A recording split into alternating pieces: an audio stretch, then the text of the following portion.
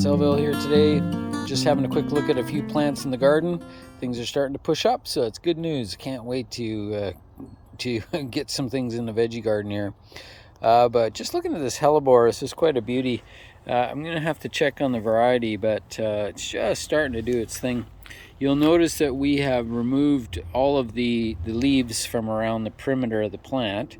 In the springtime, that's often what we do with hellebores, is we'll take out any of the dead stuff or pretty much all the leaves and just leave the bloom stems to get going. And it's really quite amazing. Then it really brings the focus onto the flowers themselves. I've got another one just next door here. We're just gonna have a quick look at that one. He's looking pretty awesome. Look at that, what a beauty.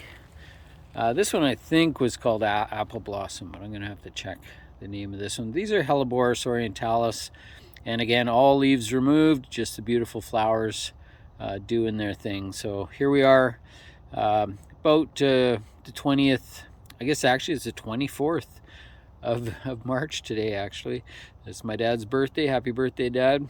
And yeah, what a beautiful plant. So these guys, they can get started quite early, and this year they were coming on to be ready around the end of February, but that cold snap of weather really knocked them back. So, but wow, what a cool plant, and one of my favorites. Hellebores are great.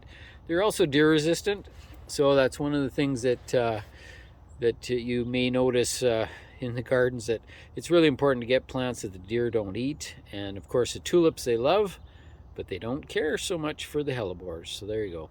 Good plant, good flower. Really kicks up anywhere through March, through April, and right into May. So nice long bloomer too. That's it for today. Anyway, thanks again for tuning in. We look forward to talking to you again soon. Have a great week. Bye for now.